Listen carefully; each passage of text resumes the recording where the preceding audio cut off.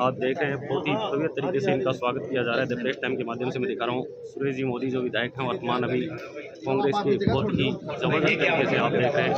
कम से कम 4 से 5 हज़ार आदमी यहाँ पहुँचे हुए हैं और बहुत ही भव्य तरीके से यहाँ स्वागत हो रहा है। विनोद जीतू आजा भाई, तू प्रिंसिपल है भाई, जीतू तो लाइन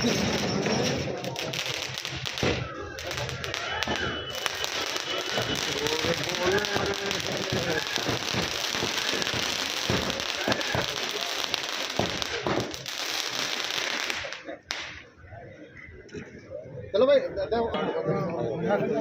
कि उन्होंने अपना भरपूर समय ग्राम जनता के लिए दिया और ग्राम जनता की तरफ से पुनः विधायक साहब का के अंदर बहुत ही बार बार अभिनंदन तरीके से स्वागत गया है, क्योंकि एक जिला नीम का थाना जिंदाबाद जिंदाबाद बात दी है, क्योंकि 70 साल से जो अब मैं श्रीमान विधायक साहब से निवेदन करूंगा।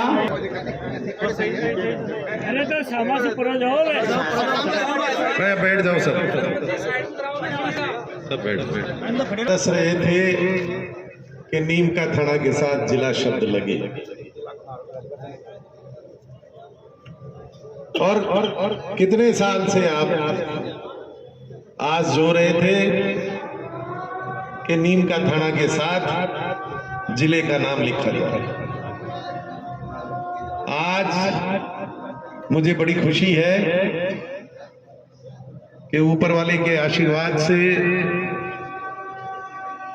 माननीय मुख्यमंत्री जी और डोटासरा जी के सहयोग से, आप सबके आशीर्वाद से नीम का थाना जिला बना और आप सब लोगों की बरसों की जो आस थी वो पूरी हुई। नीम का थाना जिला जिला नीम का थाना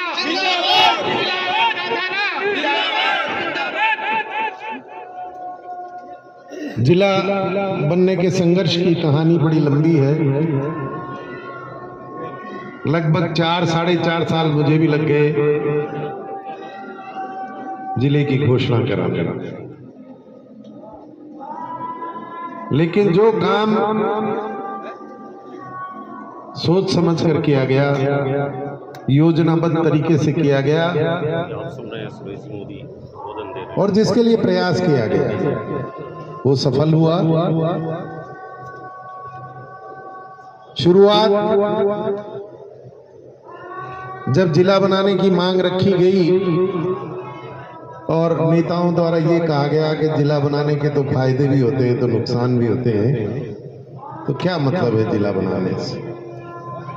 तो हमने सारे राज्यों के आंकड़े इकट्ठे किए, पूरे हिंदुस्तान के कौन सा राज्य कितने क्षेत्रफल का, कितनी जनसंख्या का और किस साल में बना, और जिस साल में वो राज्य बना उस साल में उसके कितने जिले थे, और आज उस राज्य में जिलों की संख्या कितनी है।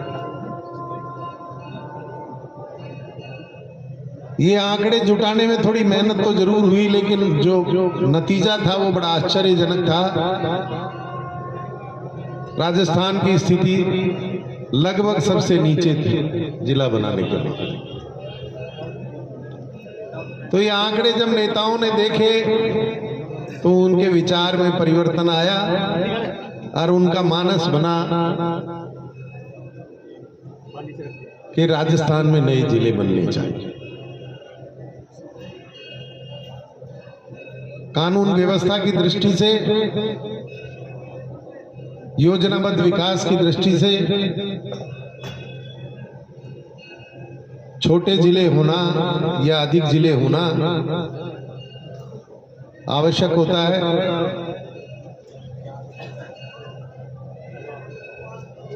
इसके बाद मुख्यमंत्री जी में एक आरोप लगता था कि मुख्यमंत्री जी 3 बार मुख्यमंत्री रह लिए लेकिन इन्होंने जिला नहीं बनाया कभी।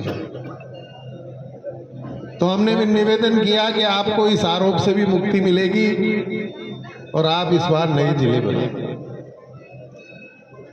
एक कमेटी का गठन किया गया। कमेटी के सामने हमने जो प्रेजेंटेशन दिया तो कमेटी के चेयरमैन साहब का ये कहना था कि जितने आवेदन मुझे प्राप्त हुए उन सब में सबसे बढ़िया अगर प्रेजेंटेशन किसी का है तो वो नीम का थाना, और जिसमें केएल मीना साहब का बहुत बड़ा सहयोग है।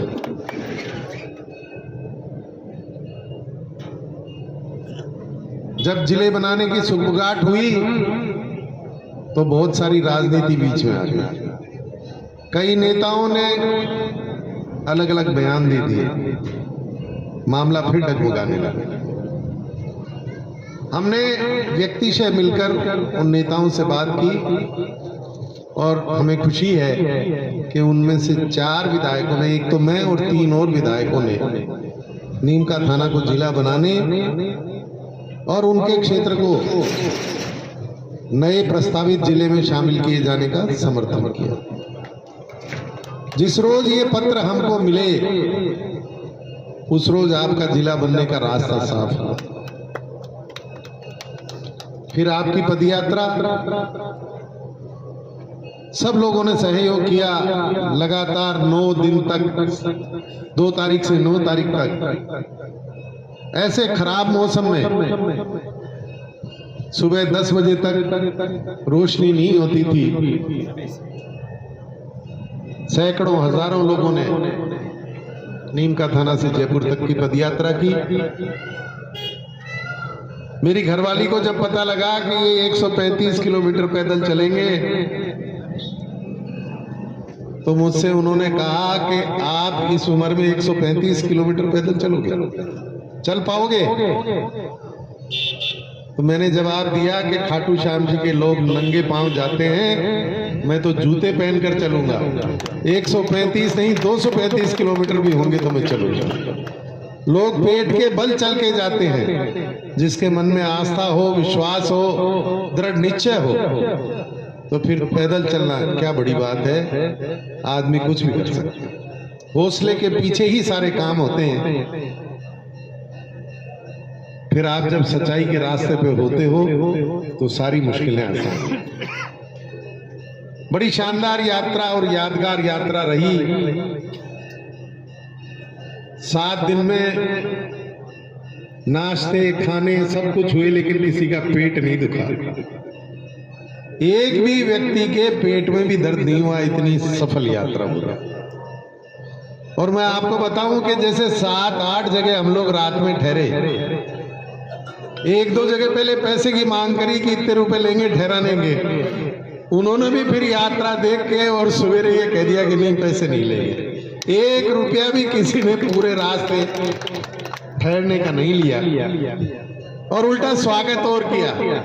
कई जगह तो उनने, जगह वालों ने अपनी तरफ से चाय नाश्ता भेंट किया। हर जगह बहुत समर्थन मिला। दूसरी विधानसभा क्षेत्र के कितने जनप्रतिनिधि हमसे आकर मिले, सरपंच, प्रधान, और उन सब ने ये कहा कि हम आपका समर्थन करते हैं। जब भी आपको आवश्यकता हो हमको बुला लेना।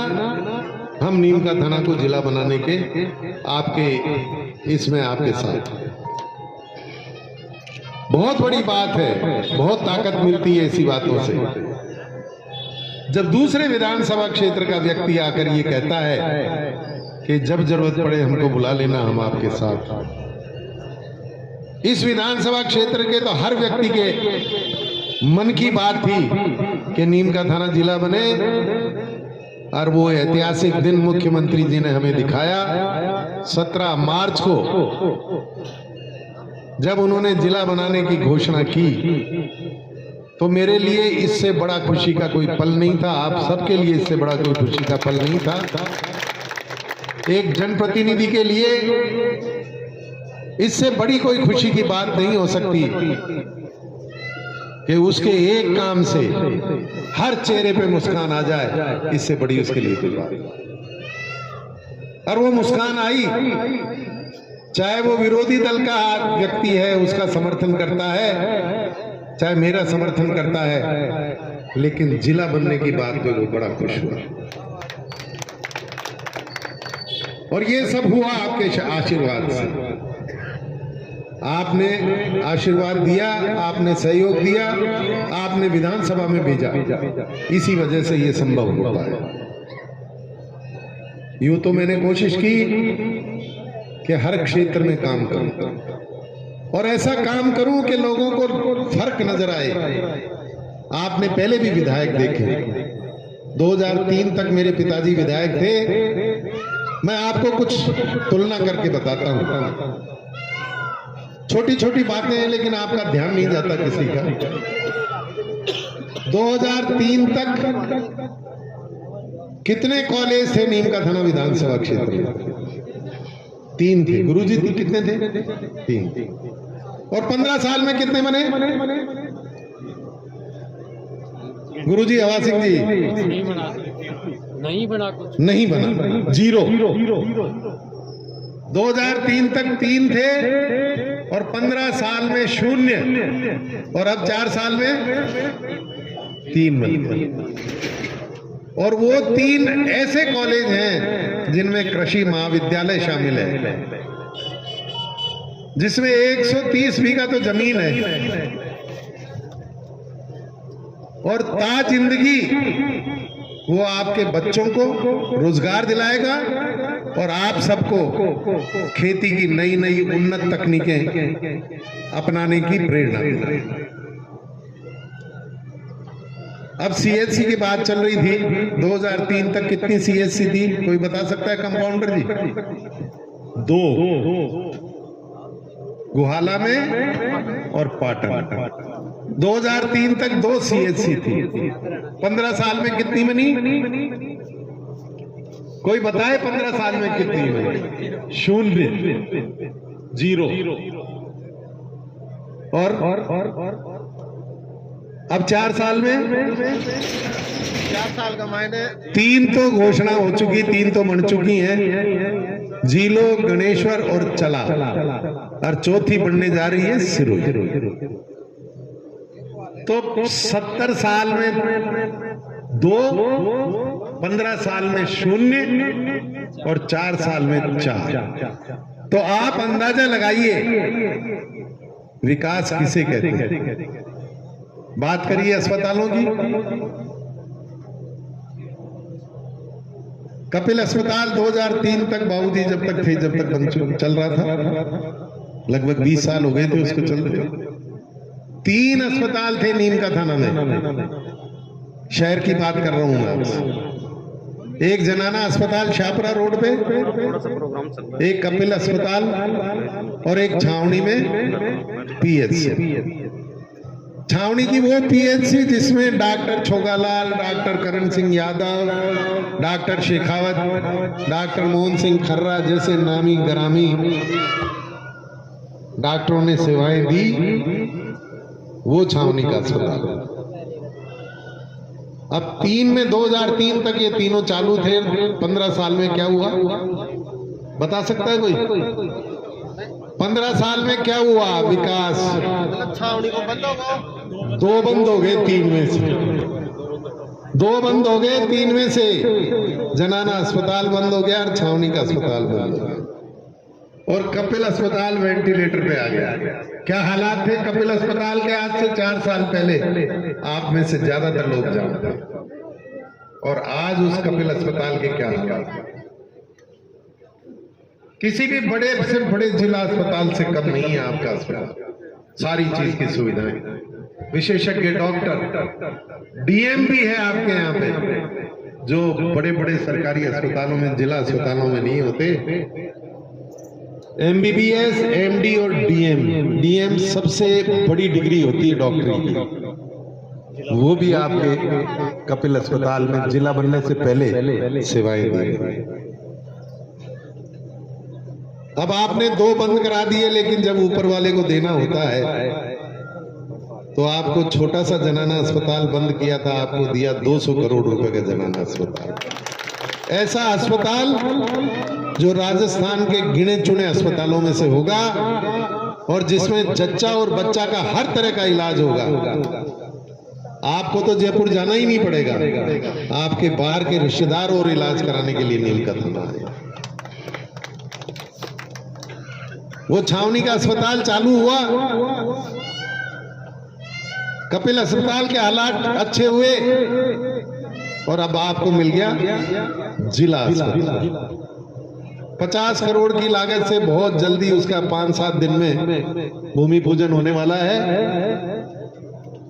जमीन दे दी गई है, वर्क ऑर्डर हो गया है, बहुत जल्द उसका निर्माण शुरू हो गया और 8-10 महीने में वो अस्पताल बनकर तैयार होगा और अपनी सेवाएं देगा। जिस रोज ये अस्पताल होगा, नीम के थाने से किसी बीमार को बाहर इलाज के लिए नहीं जाना पड़ेगा और वो सारा इलाज मुफ्त होगा चिरंजीवी योजना के तहत।